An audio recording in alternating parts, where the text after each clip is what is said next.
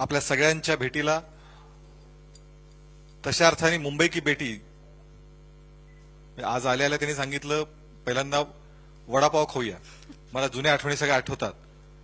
त्यामुळे एका अर्थाने मुंबई की बेटी मुंबईचं सगळं लोकल प्रवास आठवणी काल सांगितलं. कालच लोकल प्रवास पण त्यांनी केला. अशा भारतीय जनता पार्टीच्या नेत्या स्मृती इराणी या ठिकाणी पत्रकार परिषद आल्यात. त्यासोबत जफरभाई, प्रेमभाई, नवनाथ, ओमप्रकाश आणि देवांग असे सगळे पत्रकार परिषदेत उपस्थित आहेत. या सगळ्यांचं मी स्वागत करतो. मी माननीय स्मृती मॅडमने विनंती करतो की त्यांनी पत्रकार परिषदेला सुरुवात करेल. धन्यवाद केशव जी.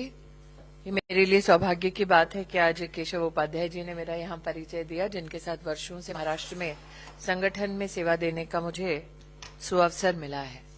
देवी और सज्जनों, आज ये जानकारी में हमारी आया है कि कांग्रेस का समोसा कॉकस महाराष्ट्र में झूठ का एक नया मायाजाल बिछाने आया. कांग्रेस के समोसा कॉकस में एक थे प्रतिमूर्ति भ्रष्टाचार के, दूसरे गायब समोसे पर सीआईडी के विचार के, और तीसरे जो तेलंगाना में वचन पूर्ति से हैं, थोड़ा सा फरार से. आज हमें भारतीय जनता पार्टी के कार्यकर्ता होने के नाते इस बात का गौरव है कि हमारे देश में विकास को नए स्वरूप में परिभाषित किया नरेंद्र मोदी ने, और भारतीय जनता पार्टी के संगठन और नेतृत्व के चलते जहां जहां हमारी सरकारें हैं वहां हमने प्राथमिकता दी महिला के न्याय को, समाज के उत्थान को. लेकिन कांग्रेस का ये समोसा कॉकस जो महाराष्ट्र में झूठ का जहर घोलने आया, उनके बारे में अगर कुछ चर्चा करें तो तथ्य कुछ ऐसे हैं. आप सब जानते हैं कि कर्नाटक में हाल ही में बैंकरप्सी के हालात को देखते हुए कांग्रेस के राष्ट्रीय अध्यक्ष ने जग जाहिर किया कि जिस प्रकार के खोखले वादे और घोषणाएं कांग्रेस पार्टी चुनाव में करती है, उससे राज्य के कोष को कितना नुकसान होता है. मीडिया के मित्रों से ये बात भी नहीं छुपी है कि अब तक कर्नाटका को बैंकरप्सी के कगार पर लाने वाली कांग्रेस पार्टी ने कर्नाटका में आदिवासी समाज के और दलित समाज के उद्धार के लिए जितना पैसा था तिजोरी में प्रदेश की, उसमें से लगभग 10,000 करोड़ रुपए का फंड डाइवर्ट किया ताकि वो अपनी राजनीतिक रोटियां सेक सकें. ये सत्य भी आपसे नहीं छुपा कि कांग्रेस पार्टी ने राजस्थान में जनता को लुभाने के लिए, वोट जनता को गुमराह करके पाने के लिए बेरोजगार नौजवानों को भत्ता देने की बात कही. ना नौजवानों को कांग्रेस के राज में रोजगार मिला, ना भत्ता मिला. इसलिए नौजवानों का जोश और जनता का रोष वो दिखाई दिया पिछले विधानसभा चुनाव में, और भारतीय जनता पार्टी को दोबारा राजस्थान में सेवा का मौका जनता ने दिया. जो लोग हरियाणा के चुनाव में जलेबी की फैक्ट्री लगाने के इच्छुक थे, उनको करारा जवाब हरियाणा की जनता दे चुकी है. लेकिन जो पधारे समोसा कॉकस के एक विशिष्ट व्यक्ति कांग्रेस पार्टी के महाराष्ट्र की पुण्यधरा पर, उनको मैं बतलाना चाहती हूं कि वादे तो उन्होंने भी किए थे हिमाचल की जनता से कि बिजली का बिल कम करेंगे, बिल बढ़ा दिया. वादा तो उन्होंने भी किया था कि हर महिला को 1,500 रुपए देंगे, लेकिन जब उनकी सरकार आई तो 96% महिलाओं को हिमाचल प्रदेश में इस लाभ से उन्होंने वंचित कर दिया. एक सत्य ये भी कि कांग्रेस पार्टी चुनाव में लुभाने के लिए, वोट पाने के लिए बोलती है झूठ, सत्ता में आने के बाद करती है लूट और देश में डालती है फूट.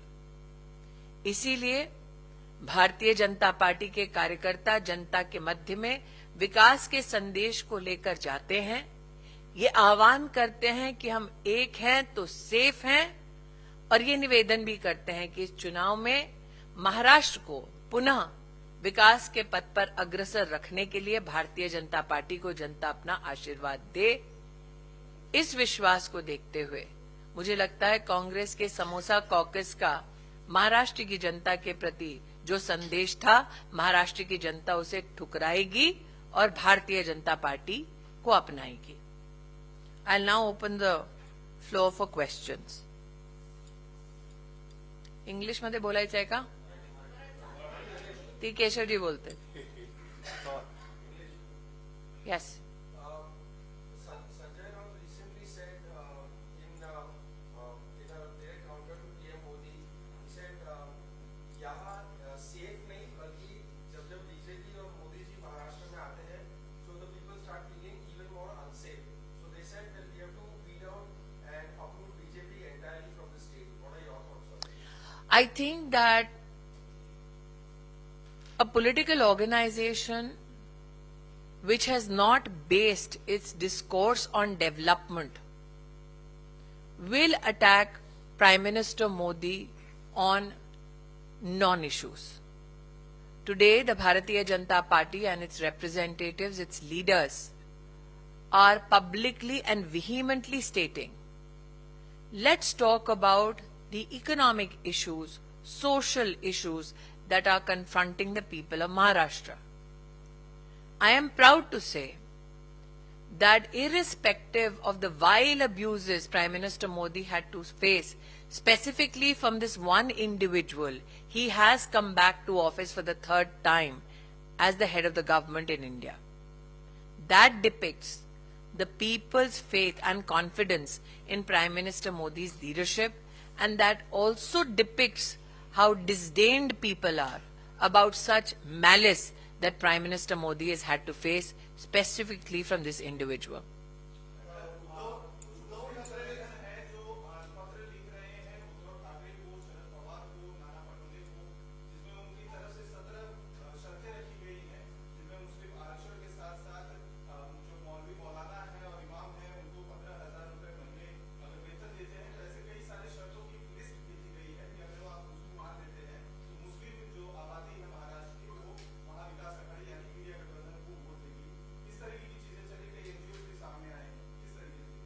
मैं इतना ही कहती हूं कि जो आह्वान कर रहे हैं वोट जिहाद का महाराष्ट्र में, उनको समझना होगा कि महाराष्ट्र की जनता विकास के ठोस मुद्दों पर न सिर्फ चर्चा चाहती है, बल्कि चाहती है कि विकास के ठोस मुद्दों पर ही काम हो।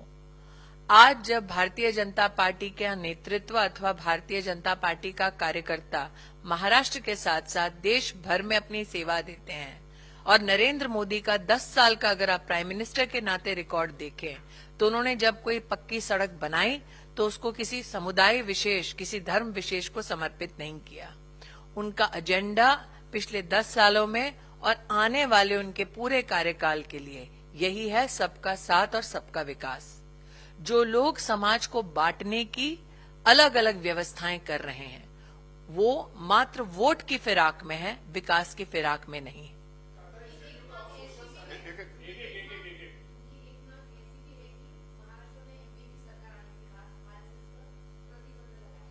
ये पहली बार नहीं है, मैं राष्ट्रीय स्वयंसेवक संघ की प्रतिनिधि के नाते यहाँ अपना कोई उल्लेख या अपना कोई स्टेटमेंट नहीं दे सकती, लेकिन स्वयंसेवकों के परिवार से हूं, इसलिए एक स्वयंसेवक के नाते कह सकती हूँ कि ये पहली बार नहीं है कि किसी ने आरएसएस को धमकाया है। ये पहली बार नहीं है कि किसी ने आरएसएस को नेस्तो नाबूद करने की बात कही है। आरएसएस था, है और रहेगा, इतना तो स्वयंसेवक जानते हैं। लेकिन मेरा आग्रह भाजपा का मंच है, इसलिए मैं भाजपा की ओर से ही बोलने के लिए सामर्थ्य रखती हूँ इस मंच से। हाँ जी,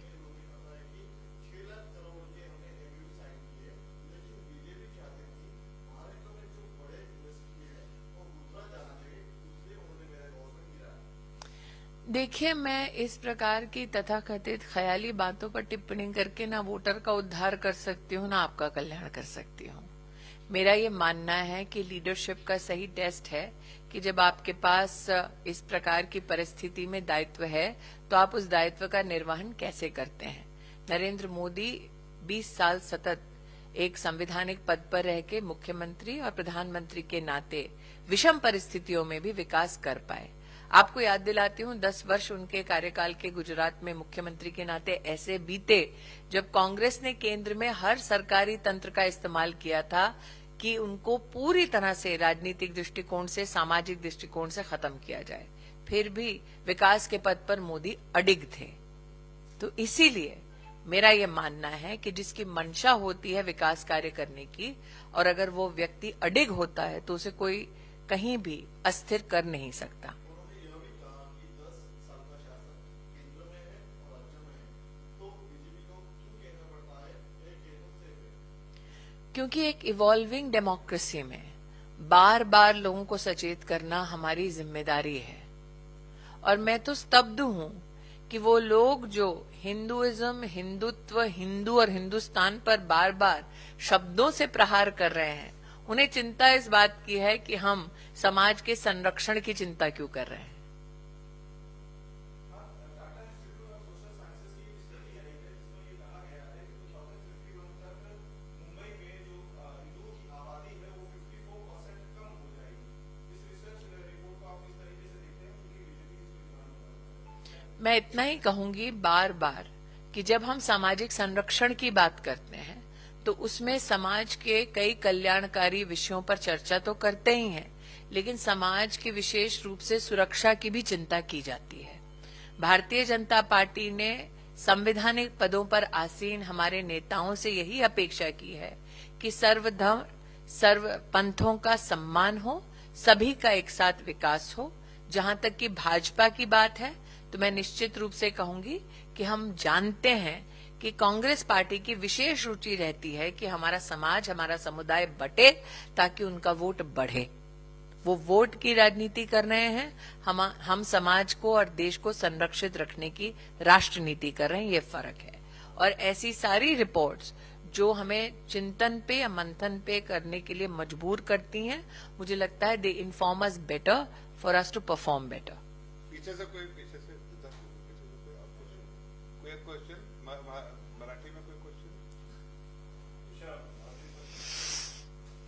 मराठी यस, क्या ये एक नर्वसनेस की निशानी मानी जा सकती है कांग्रेस के? समोसा कॉकस का है ना। नहीं, काफी 2 स्टेट्स के चीफ मिनिस्टर आ रहे हैं, एक उप मुख्यमंत्री भी है डीके शिव कुमार, तो कहीं ना कहीं मैंने कहा ना, आप देखिए किस प्रकार के प्रतिनिधि कांग्रेस के वरिष्ठ नेतृत्व ने महाराष्ट्र में भेजा। किस किस को भेजा बताइए? सुखविंदर सुक्खू, जो समोसे गायब होने के लिए सीआईडी कराते हैं, लेकिन तिजोरी से पैसा गायब हो तो सीआईडी नहीं कराते। दूसरे कौन आए? डीके शिव कुमार। जो भ्रष्टाचार को नए स्वरूप में परिभाषित कर रहे हैं कर्नाटक में, करेक्ट, और जो अपनी ही सरकार को अनस्टेबल कर रहे हैं, ऐसे व्यक्ति को कांग्रेस पार्टी ने महाराष्ट्र में भेजा ये बताने के लिए कि वो पॉलिटिकल स्टेबिलिटी दे सकते हैं। तीसरे कौन है सज्जन? और उनका क्या एक्सपीरियंस है गवर्नेंस का, कि जब सत्ता में आना था तब जनता से कहा कि 1 तोला सोना देंगे, राइट? और आज वही जनता कोर्ट के दरवाजे खटखटा रही है कि वादा किया है तो वादा निभाओ। तो जो वादा खिलाफ हैं उनको कांग्रेस पार्टी ने अपने प्रचार में भेजा है।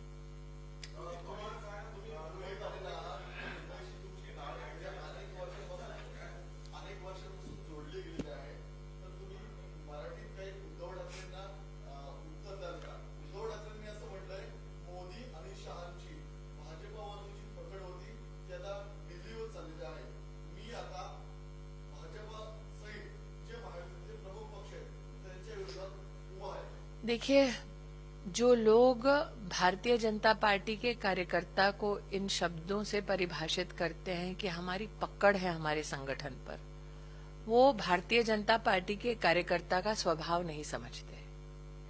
जो राजनीतिक दल परिवारवाद में ग्रस्त है, हाँ, उनको अपने संगठन पर पकड़ बनाए रखने की चिंता करनी पड़ती है, क्योंकि उनके संगठन का केंद्र बिंदु परिवार है। हमारे संगठन का केंद्र बिंदु राष्ट्र है, और जो राष्ट्र की सेवा में है वो अपने संगठन को नहीं पकड़ता, वो राष्ट्रीयता के अपने स्वभाव को पकड़ता है। तो नरेंद्र मोदी हो या अमित शाह हो, वो हमारे सबसे सर्वोच्च नेता हैं, देश में संवैधानिक पद पर आसीन हैं, लेकिन कार्यकर्ता की दृष्टि से देखें तो उन्होंने कार्यकर्ताओं के मध्य में कभी भेदभाव नहीं किया, कभी नहीं कहा कि ये मेरा मालिकाना हक है। कार्यकर्ता का स्वभाव उनको आज भी आपको उनका देखने को मिलेगा, चुनाव प्रचार में भी, और जब वो संगठन की किसी बैठक में आते हैं या संगठन के कार्यालय में आते हैं तो पकड़ वाली राजनीति वही करता है जिसकी राजनीति का केंद्र बिंदु विकास नहीं। थैंक यू, धन्यवाद। धन्यवाद।